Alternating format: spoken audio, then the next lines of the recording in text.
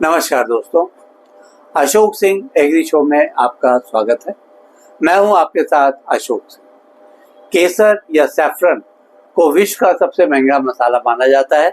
इसके पीछे कारण है इसकी मेहनत और मशक्कत से भरी कटाई, जिसमें प्रत्येक धागे के लिए फूलों का बड़ी मात्रा में संग्रहण किया जाता है।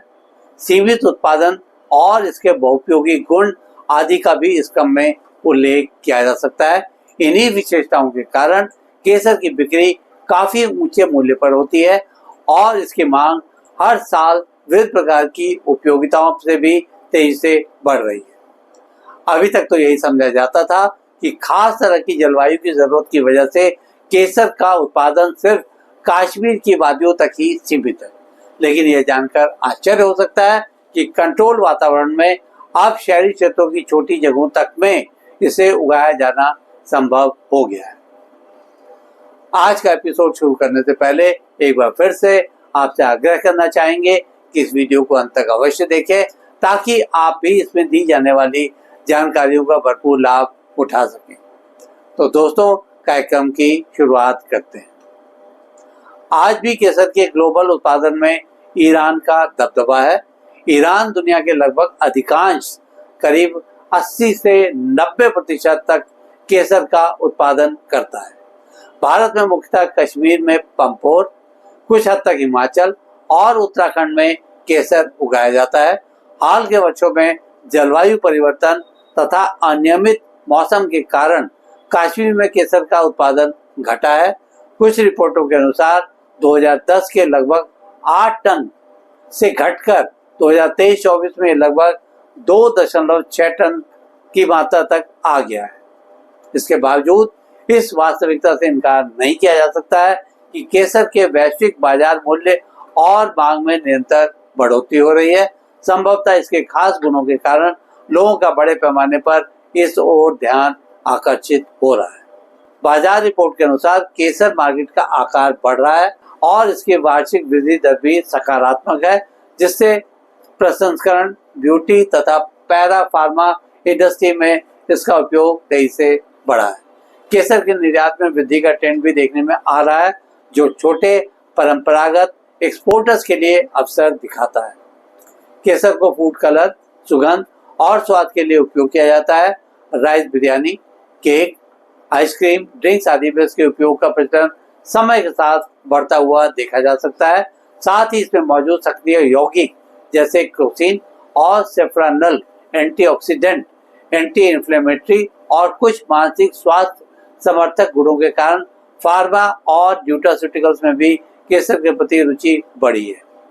केसर के प्रमुख किस्मों में कश्मीरी, मोंगरा, लाचा, ईरानी, सारगो, पुशाल, डास्टे, स्पेनिश, ला मांचा, नेगिन प्रीमियम आदि शामिल हैं।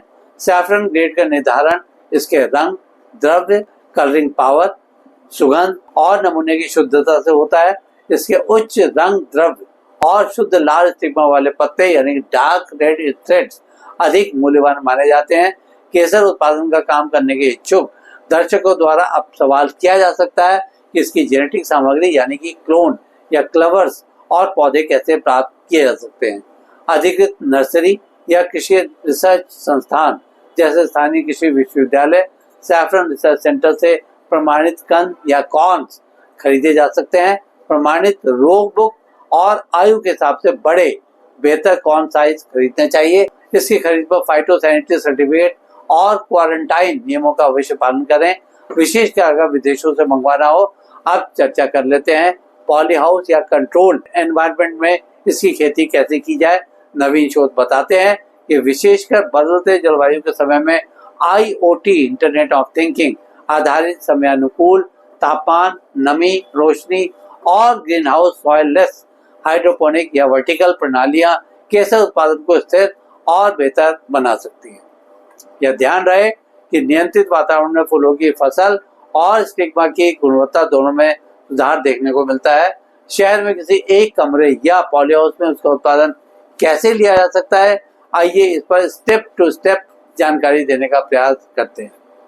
यह बताना जरूरी है कि यहाँ पर मोटे तौर पर ही जानकारी दी जा रही है। काम शुरू करने में किसी एक्सपर्ट की गाइडेंस बेहद जरूरी है। इसके उत्पादन के लिए ऐसा स्थान का चयन करना चाहिए जहाँ पर छाया या प्रकाश नियंत्रण की व्यवस्था हो। इसके साथ ही पानी के ड्रेनेज की सुविधा भी जरूरी है। ठंडी शीतल रातें बेहतर उत्पादन के लिए उपयुक्त कही जा सकती हैं। मिट्टी का पीएच 6 से 8 होना चाहिए। अगर सॉइललेस खेती कर रहे हैं तो cocopeat plus vermi compost mix का इस्तेमाल किया जाना चाहिए या पोषण युक्त हाइड्रोपोनिक सिस्टम भी अपना सकते हैं।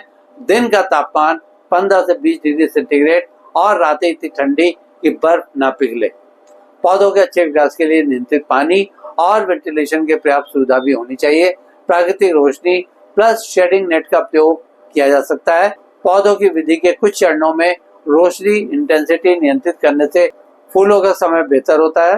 किसी अनुभवी व्यक्ति द्वारा ही बीजारोपण, कॉर्न प्लांटिंग, जैविक खाद, माइक्रोन्यूट्रिएंट और रोग प्रबंधन किया तो अच्छी उपज मिलने की संभावना बढ़ जाती है।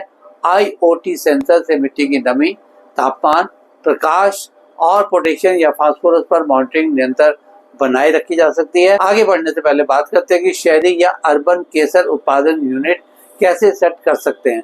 इसके लिए छत या बालकनी में छोटा पॉली हाउस बनाया जा सकता है जिसका आकार कम से कम 10 से 20 स्क्वायर मीटर शुरुआत में रखा जा सकता है। इसके अंदर कंटेनर या बेड या क्यारियां तैयार कर लेनी चाहिए। अच्छे ड्रेनेज वाले कंटेनरों में मिट्टी या कोकोपीट जैविक खाद मिश्रण का प्रयोग किया जा सकता है। सिंचाई का शेड्यूल बनाएं, साथ में पोषक तत्व और जैविक रोग नियंत्रण के उपाय भी अपनाएं। फूलों की तुड़ाई सुबह सुबह करनी चाहिए और फिर फूलों से स्टिग्मा हाथ से अलग किया जाना चाहिए। बताने की जरूरत नहीं, यह सबसे श्रम गहन काम होता है। इसे सुखाने, पैकिंग और ब्रांडिंग कर बाजार में बेचा जा सकता है। इसकी कम मात्रा के प्रीमियम पैक बनाकर हाई एंड के बाजार में बेचने पर भी फोकस किया जा सकता है। तुड़ाई के बाद सुखाने और भंडारण से संबंधित सावधानियां भी बेहद जरूरी हैं। फूलों की तुड़ाई के बाद तुरंत ताजी स्थिति में ही स्टिग्मा निकाले जाने चाहिए।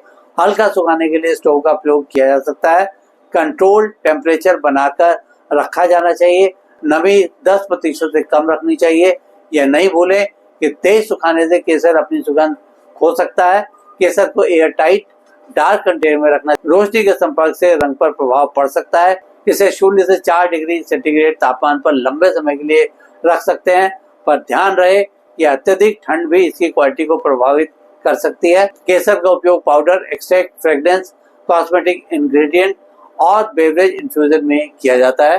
केसर एसेंस और कंसंट्रेटेड एक्सट्रैक्ट बनाकर cake, juice, dairy item, ice cream और सप्लीमेंट में डाला जाता है। इससे प्रति यूनिट प्रोडक्ट की वैल्यू बढ़ती है। केसर पर जारी अनुसंधानों से पता चलता है कि IoT, सॉइललेस, हाइड्रोपोनिक और ग्रीन हाउस जैसे उन्नत तकनीकों की मदद से कंट्रोल एनवायरनमेंट में केसर की गुणवत्ता और उत्पादन को बढ़ाया जा सकता है। इस तरह से छोटे स्केल के शहरी उद्यमियों और क्लाइमेट रिस्क वाले क्षेत्र दोनों के लिए आमदनी बढ़ाने के नए अवसर खोलता है। आज के एपिसोड में बस इतना ही दोस्तों। कल एक नए विषय पर चर्चा करने के लिए दोबारा इसी समय पर हाजिर होंगे। अगर आपको वीडियो पसंद आया तो इसे लाइक करें, शेयर करें और हमारे चैनल को सब्सक्राइब करना ना भूलें। आपके पास कोई सवाल या सुझाव हो तो कृपया कमेंट बॉक्स में लिखें। हम आपके सवालों को जवाब देने के लिए हमेशा तैयार हैं। कल फिर एक नए विषय के साथ आपसे मुलाकात होती है। तब तक के लिए नमस्कार।